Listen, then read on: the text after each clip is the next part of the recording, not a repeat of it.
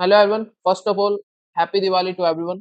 And आज हम start कर रहे हैं क्लास 11 का चैप्टर 5 अंडरस्टैंडिंग डाटा। इसका आज हम पार्ट 1 करेंगे। इस चैप्टर में हम क्या क्या पढ़ने वाले हैं? इस चैप्टर में हम इंट्रोडक्शन टू डाटा करेंगे, फिर इंपॉर्टेंस ऑफ डाटा क्या होती है और डाटा के कितने टाइप्स होते हैं। आज की क्लास में हम ये तीन टॉपिक्स कवर करने वाले हैं। नेक्स्ट क्लास में data collection, data storage and data processing करेंगे। और जो लास्ट क्लास होगी उसमें स्टैटिस्टिकल टेक्निक्स पढ़ेंगे हम डाटा प्रोसेसिंग के लिए। तो इस चैप्टर के 3 पार्ट्स रहने वाले हैं। मैंने आपको बता दिया हम किस पार्ट में क्या-क्या पढ़ेंगे। तो स्टार्ट करते हैं इंट्रोडक्शन टू डाटा से। तो डाटा क्या है? डाटा एक कलेक्शन ऑफ कैरेक्टर्स, नंबर्स और अदर सिंबल्स हैं जो रिप्रेजेंट कर रहे हैं वैल्यू ऑफ सम सिचुएशंस या फिर वेरिएबल्स को। जो डाटा है वो प्लूरल है, जबकि सिंगुलर में हम इसको डेटम बोलते हैं। ये याद रखना है, एमसीक्यू में बहुत ही इजीली क्वेश्चन आ जाता है ये कि डाटा प्लूरल है या सिंगुलर है, उसका सिंगुलर क्या होगा। जब हम कंप्यूटर्स का यूज़ करते हैं तो डाटा स्टोर होता है इलेक्ट्रिक फॉर्म्स में, क्योंकि जो डाटा प्रोसेसिंग है वो वहाँ पर बहुत ही ईज़ी हो जाती है और फास्ट हो जाती है। इसलिए अब हम मैनुअल डाटा प्रोसेसिंग की बजाय कंप्यूटर से डाटा प्रोसेसिंग करना ज़्यादा सही समझते हैं और कंप्यूटर से डाटा प्रोसेसिंग करते हैं। जो information and communication technology revolution आया है computer, mobile phones and internet से, इसकी वजह से आज के टाइम पे बहुत ही फास्ट पेस पे लार्ज वॉल्यूम्स में डाटा क्रिएट होता है। डाटा क्या होता है? सबसे पहले तो आपको एग्ज़ाम्पल्स पता होने चाहिए कुछ कि डाटा हम किसे कह सकते हैं। जैसे एक पर्सन का name, age, gender, contact details, ये सब क्या है? उसके बारे में डाटा है। वो जो आदमी है वो ट्रांज़ैक्शंस कितनी कर रहा है बैंकिंग के द्वारा, टिकटिंग, शॉपिंग, चाहे वो ऑफ़लाइन हो या फिर ऑफ़लाइन हो, ये सब उसके एग्ज़ाम्पल्स हैं। Images, graphics, animations, audio, video, documents and web pages, online post, comments and messages, signals जो जनरेट होते हैं सेंसर्स के द्वारा, या फिर सैटेलाइट डाटा जो हम कलेक्ट करते हैं, meteorological data, communication data, earth observation data. ये डिफरेंट टाइप्स ऑफ डाटा इसके अंदर आते हैं। तो हमने देखा कि डाटा क्या होता है। डाटा में हम देखें तो कौन से डाटा के एग्जांपल्स हैं और डिसीजन मेकिंग में उनका क्या रोल होता है। जैसे अगर जो हम कोई भी कॉलेज में एडमिशन लेते हैं, हम किसी भी कॉलेज को सर्च कर रहे हैं, अभी आप 11th में हैं, इसके बाद आप 12th के बाद कॉलेज सर्च करेंगे अपने एडमिशन के लिए, तो उस केस में आप क्या देखेंगे? उस केस में आप देखेंगे कि उसके प्रीवियस ईयर्स में उसने क्या प्लेसमेंट डाटा रहा, कितनी प्लेसमेंट हुई वहाँ पर, वो क्या आता है? प्लेसमेंट डाटा कहलाता है।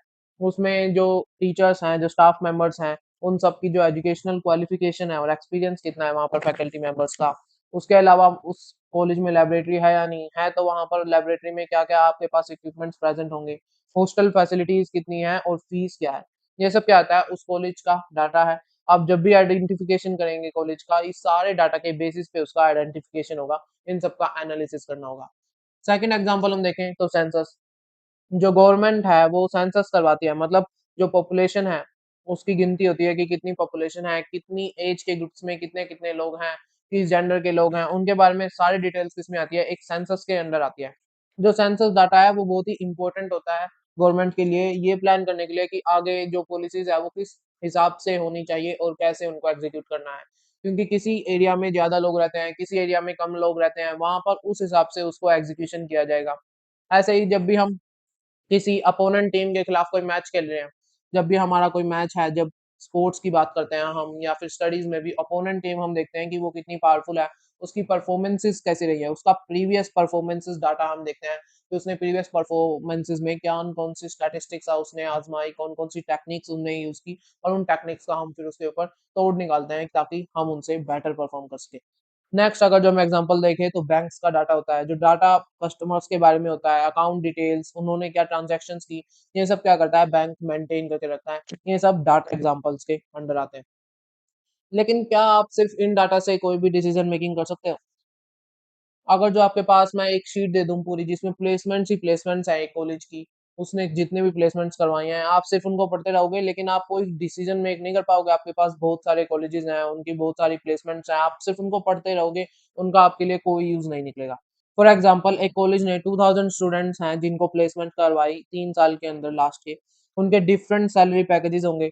आप पढ़ोगे लेकिन जब तक आप पूरा डाटा पढ़ चुके होंगे तब तक आपको जो पीछे का पूरा डाटा है वो सब का सब आपके दिमाग से गायब हो चुका होगा। आप उसके बारे में कुछ भी नहीं कर पाओगे। जब तक आपके पास कोई एनालिसिस नहीं होगा, तब तक आप कुछ भी नहीं कर पाओगे। इसीलिए कॉलेज क्या करता है, इस पूरे डाटा को एनालाइज़ करता है और प्रोसेस करके अपने जो प्लेसमेंट ब्रोक्योर है, उसके अंदर डालता है, ताकि जो समराइज़ेशन हो सके और उसके बाद जो विजुअल्स हैं, उसकी वजह से आप ईज़ी अंडरस्टैंड कर पाएँ।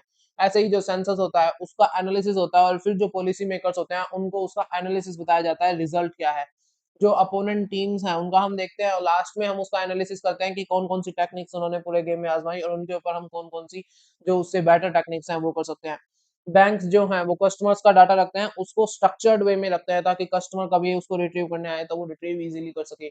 या फिर कोई डिसीज़न मेक करना हो कि किस तरह के कस्टमर आते हैं, उसके लिए वो जो डाटा है वो स्ट्रक्चर्ड रहता है, बिल्कुल रिट्रीव करने में ईज़ी और एनालाइज़ रहता है ताकि कोई भी डिसीज़न मेक कर सके। कभी भी जो डिसीज़न मेकिंग है वो सिर्फ़ डाटा पे देख के नहीं हो सकती।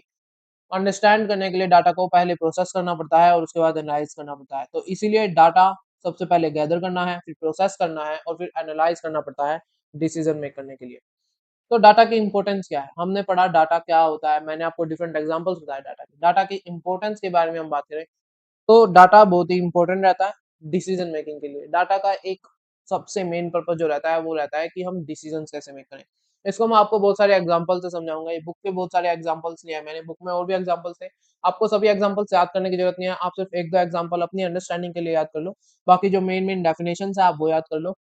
बस उतना ही काफ़ी है और 2-4 एमसीक्यू आएँगे, ये बहुत इम्पोर्टेंट चैप्टर नहीं है। इस चैप्टर में से जो इम्पोर्टेंट पार्ट हैं, वो आगे के पार्ट हैं, जैसे डाटा प्रोसेसिंग और स्टैटिस्टिकल टेक्निक्स। तो यहाँ पर ये सारा थ्योरी का पार्ट है, ये थ्योरी इतनी ज़्यादा एग्ज़ाम्स में नहीं आते हैं, ना ही तो इस पे 5 मार्क्स के क्वेश्चन आते हैं, ऐसे इम्पोर्टेंस ऑफ डाटा के लिए क्वेश्चन नहीं आते हैं। ये सिर्फ़ आपकी अंडरस्टैंडिंग के लिए है, क्योंकि आपको ये समझ में नहीं आएँगे, तो आगे भी आपको समझ में नहीं आएगा स्टैटिस्टिकल टेक्निक्स हम क्यों कर रहे हैं डाटा के ऊपर और उसको प्रोसेस या फिर स्टोर क्यों करना है। तो इसीलिए ये समझना आपको ज़रूरी है, लेकिन एग्ज़ाम पॉइंट ऑफ व्यू के लिए ये ज़रूरी नहीं है।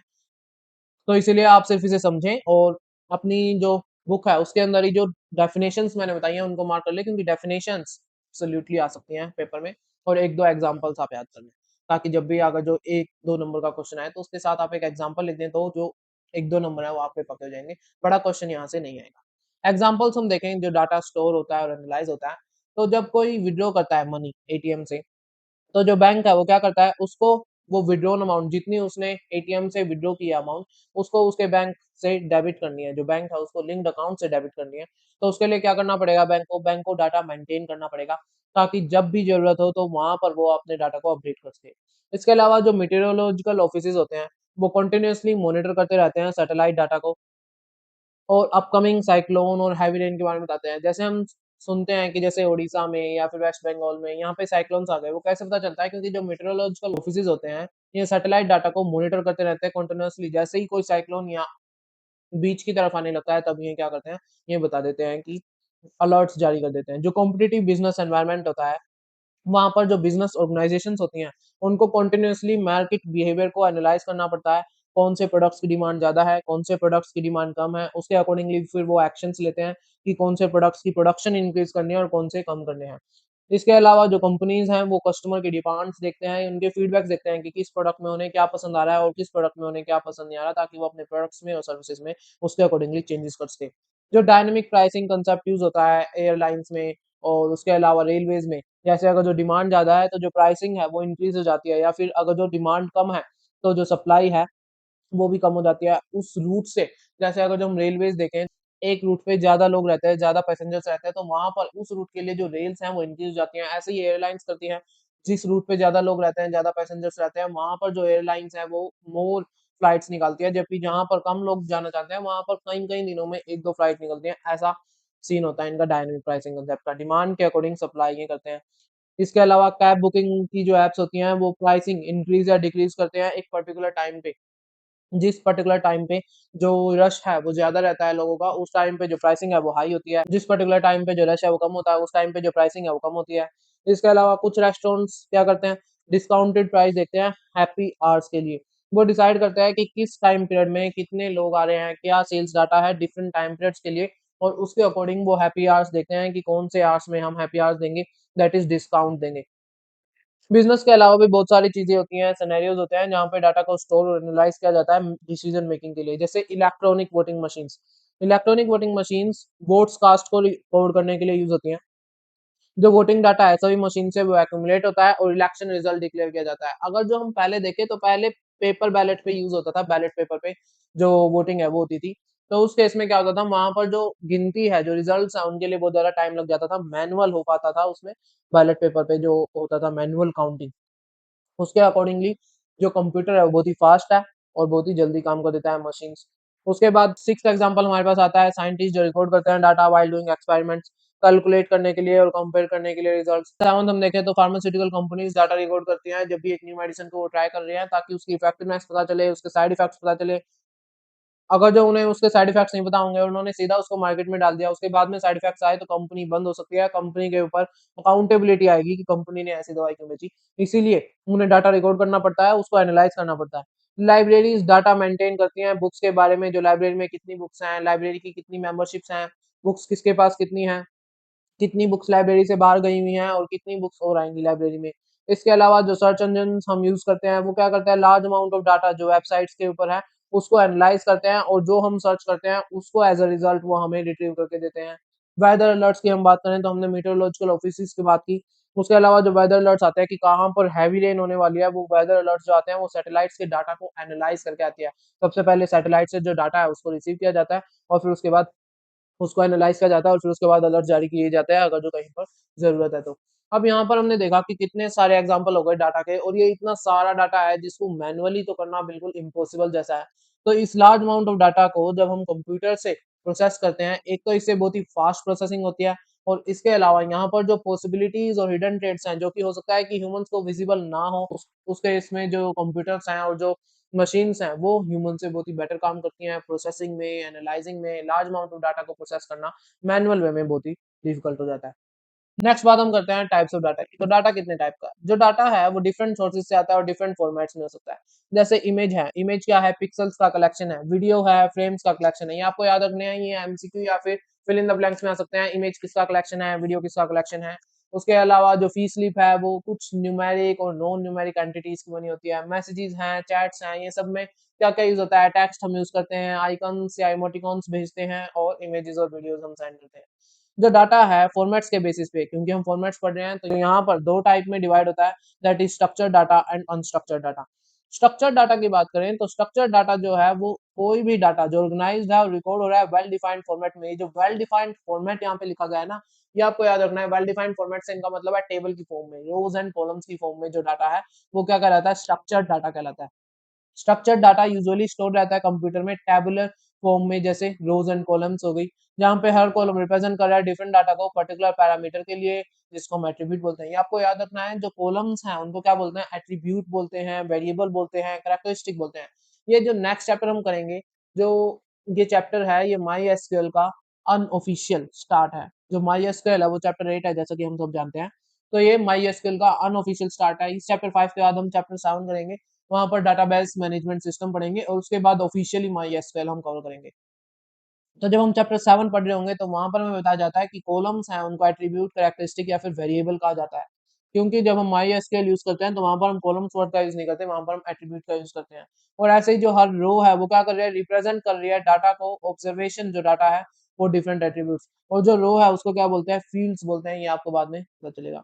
जो स्ट्रक्चर्ड डाटा है उसके मैंने कुछ एग्जांपल लिखे हैं। मैंने यहाँ पे 3 एग्जांपल लिखे हैं। ये 3 टेबल्स बन सकती हैं। फर्स्ट टेबल है kitchen items in a shop. एक शॉप में जो किचन आइटम्स हैं उसमें वो लिख सकता है, उनके मॉडल नंबर के अकॉर्डिंग सबसे पहले उनको अरेंज कर सकता है। फिर उसके बाद उसके आगे उसका प्रोडक्ट नेम लिखा हो, उसके आगे उसका यूनिट प्राइस और उसके आगे उसका डिस्काउंट एंड देन इन्वेंटरी में उसके कितने आइटम्स लेफ्ट हैं ताकि अगर जो आइटम्स कम है तो उसके बाद वो और मंगवा सके। उसके अलावा दूसरी टेबल हो सकती है बुक्स एट अ शॉप। तो उसमें वो क्या कर सकता है ईयर ऑफ पब्लिकेशन के अकॉर्डिंग डिफरेंट टेबल्स बना सकता है। फिर हर ईयर ऑफ पब्लिकेशन के अंदर सारे बुक टाइटल्स अल्फाबेटिकल ऑर्डर के अकॉर्डिंग लगा सकता है और फिर उसके बाद उनके आगे ऑथर का नेम और उसके आगे प्राइस का नेम। ऐसे ही जो स्कूल में डिपॉजिट होती है फीस वो क्या करते हैं वो सबसे पहले क्लासेस के अकॉर्डिंग लगा लेते हैं। हर क्लास के अंदर जितने भी रोल नंबर है उनको लगा लेते हैं। फिर उसके आगे स्टूडेंट नेम, उसकी फीस अमाउंट और डिपॉजिट डेट रख लेते हैं। उसके बाद हम बात करते हैं अनस्ट्रक्चर्ड डाटा की। हमने स्ट्रक्चर्ड डाटा कंप्लीटली समझ लिया कि जो रोज एंड कॉलम्स की फॉर्म में होता है दैट इज स्ट्रक्चर्ड होता है, टेबल की फॉर्म में होता है। अनस्ट्रक्चर्ड डाटा क्या होता है? डाटा जो कि ट्रेडिशनली रो और कॉलम स्ट्रक्चर में नहीं है, उसको हम बोलते हैं अनस्ट्रक्चर्ड डाटा। फॉर एग्जांपल अगर जो मैं आपको बताऊं तो जो न्यूज़पेपर्स होते हैं, न्यूज़पेपर्स का कोई फिक्स पैटर्न नहीं होता। जो न्यूज़ आर्टिकल्स है हो सकता है एक दिन 3 इमेज अलग-अलग साइज की एक पेज पे लगी हो और उसके साथ 5 न्यूज़ आइटम्स हो या फिर हो सकता है वहां पर 4 न्यूज़ आइटम्स हो, एक बहुत ही बड़ा हो और एक बहुत ही छोटा हो। या फिर हो सकता है अगले दिन उन्होंने एक बहुत ही बड़ा पोस्टर सिर्फ़ एक न्यूज़ आइटम को दे दिया, बाकी वहाँ पर 1-2 छोटे-मोटे न्यूज़ आइटम साइड में कोने में लगे हुए हैं। कोई वहाँ पर फिक्स पैटर्न नहीं होता, उसको बोलते हैं अनस्ट्रक्चर्ड डाटा। इसके अलावा हम ईमेल्स को देखते हैं, तो ईमेल्स में हमें नहीं पता कि कहाँ पे टेक्स्ट है, कहाँ पे पिक्चर है। पिक्चर ज़्यादा हो सकती है, पिक्चर कम हो सकती है, कितनी फाइल्स उसमें अटैच होंगी या फिर नहीं होंगी, कंटेंट ज़्यादा होगा या कम होगा, कोई फिक्स नहीं होता।